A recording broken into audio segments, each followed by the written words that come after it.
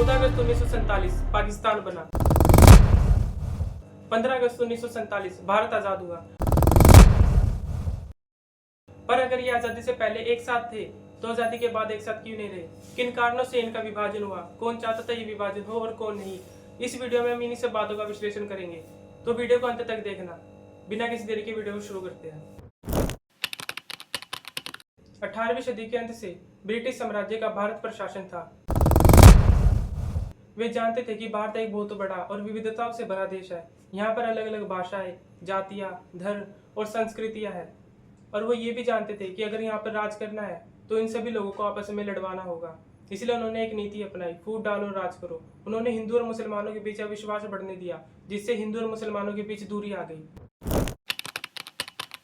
1906 में ढाका में मुस्लिम नेताओं ने मिलकर एक राजनीतिक पार्टी का गठन किया, ऑल इंडिया मुस्लिम लीग। इसका उद्देश्य था मुसलमानों के अधिकारों की रक्षा करना। इनका मानना था कि अगर भारत स्वतंत्र हुआ तो हिंदू बहुसंख्यक होने के कारण मुसलमानों को कम अधिकार मिलेंगे। दूसरी ओर भारत की सबसे बड़ी राजनीतिक पार्टी थी इंडियन नेशनल कांग्रेस, जो चाहती थी कि भारत जब स्वतंत्र हो तो संयुक्त रूप से स्वतंत्र हो, मतलब कोई विभाजन ना हो। 1930 में एक प्रसिद्ध कवि और दार्शनिक मोहम्मद इकबाल ने पहली बार मुसलमानों के लिए एक अलग राष्ट्र की कल्पना रखी। इसके बाद इस विचार को धीरे धीरे मजबूती मिलने लगी। 1940 में लाहौर में मुस्लिम लीग के अधिवेशन में मोहम्मद अली जिन्ना ने यह साफ शब्दों में कहा कि मुस्लिम और हिंदू अलग अलग राष्ट्र है, इनकी संस्कृति और जीवन शैली अलग अलग है, इन्हें साथ में रखना मुश्किल होगा। इस प्रस्ताव को इतिहास में लाहौर प्रस्ताव के नाम से जाना जाता है। भारत के कई नेता इस विचार के खिलाफ थे। सबसे बड़े विरोधी थे गांधी जी।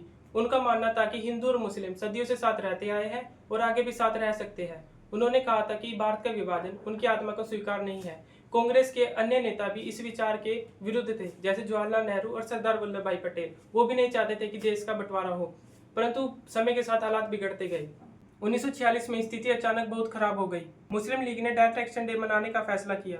16 अगस्त 1946 को कलकत्ता में बड़े पैमाने पर दंगे भड़क उठे। हजारों लोग मारे गए और शहर हिंसा की आग में जलने लगा। इसके बाद नोआखली, बिहार, पंजाब और कई अन्य स्थानों पर भी भयानक दंगे हुए।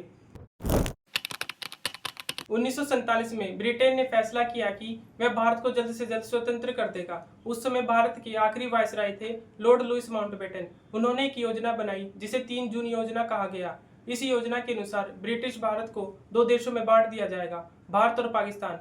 इस फैसले को कानूनी रूप दिया गया इंडियन इंडिपेंडेंस एक्ट 1947 के माध्यम से। ब्रिटिश संसद ने 18 जुलाई 1947 को इस अधिनियम को पारित किया।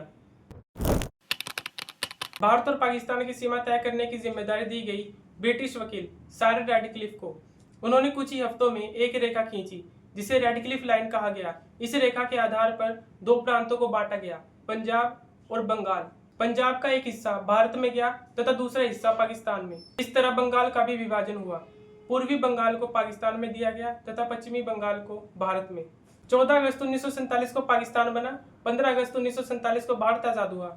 भारत के पहले प्रधानमंत्री बने जवाहरलाल नेहरू और पाकिस्तान के गवर्नर जनरल बने मोहम्मद अली जिन्ना। परंतु स्वतंत्रता के साथ ही बहुत बड़ी समस्याएं भी सामने आने लगी। विभाजन के बाद लोगों को लगा कि अब उन्हें उस देश में रहना चाहिए जहां उनका धर्म बहुसंख्यक है। इसके परिणाम स्वरूप 1.4 करोड़ लोग सीमा पार करने लगे। पाकिस्तान से हिंदू और सिख भारत आए, भारत से मुस्लिम पाकिस्तान गए। ये इतिहास का सबसे बड़ा और सबसे तेज जन स्थानांतरण था, लेकिन ये यात्रा बेहद खतरनाक थी।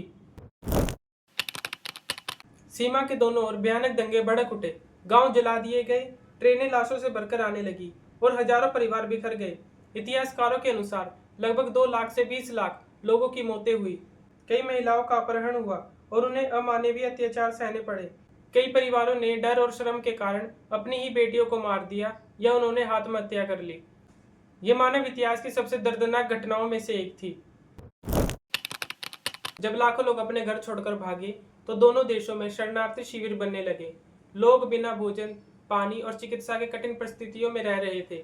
नई सरकारों के पास इतने बड़े संकट से निपटने के लिए पर्याप्त साधन नहीं थे। इसके बावजूद धीरे धीरे दोनों देशों ने पुनर्वास की प्रक्रिया शुरू की। उस समय ब्रिटिश भारत में 565 रियासतें थी। उन्हें यह स्वतंत्रता दी गई कि वे भारत में शामिल होना चाहती है या पाकिस्तान में। अधिकतर रियासतों ने भौगोलिक और धार्मिक आधार पर निर्णय लिए। रियासतों के विलय का सबसे बड़ा श्रेय जाता है सरदार वल्लभ भाई पटेल को, जिन्हें लौह पुरुष कहा जाता है। ब्रिटिश भारत की संपत्ति भी दोनों देशों के बीच बांटी गई। भारत को पाकिस्तान को 55 करोड़ रुपए देने थे। इस समय भारत पाकिस्तान के बीच कश्मीर को लेकर युद्ध की स्थिति बन चुकी थी। फिर भी गांधी जी ने पाकिस्तान को राशि देने का समर्थन किया। उन्होंने इसके लिए उपवास भी किया। 30 जनवरी 1948 को गांधी जी की हत्या कर दी गई। हत्या करने वाला नाथूराम गोडसे था। उसका आरोप था कि गांधी जी पाकिस्तान के प्रति बहुत उदार थे। गांधी जी की हत्या पूरे देश के लिए एक बहुत बड़ा सदमा थी। भारत का विभाजन केवल एक राष्ट्रीय घटना नहीं था, ये ब्रिटिश साम्राज्य के अंत की प्रक्रिया का हिस्सा था। ब्रिटेन ने इसी तरह अन्य क्षेत्रों में भी विभाजन किए थे, जैसे आयरलैंड, फिलिस्तीन, साइप्रस। कई साहित्यकारों ने इस दर्दनाक घटना को अपनी फिल्मों में भी व्यक्त किया, जैसे ट्रेन टू पाकिस्तान, तमाश, पिंजर और गदर एक प्रेम कथा, जिसमें हमें इस दर्दनाक घटना के बारे में पता चलता है। भारत पाक विभाजन केवल एक राजनीतिक घटना नहीं थी, ये एक ऐसी त्रासदी थी जिसमें लाखों लोगों की जिंदगी बदल गई, घर उजड़ गए, परिवार टूट गए और लोग अपने ही जन्म स्थान को छोड़ने पर मजबूर हो गए। बस यही थी आज की हमारी वीडियो। अगर वीडियो थोड़ी सी भी जानकारीपूर्ण लगी हो तो वीडियो को लाइक करना और चैनल को सब्सक्राइब करना। मिलते हैं अगली वीडियो में।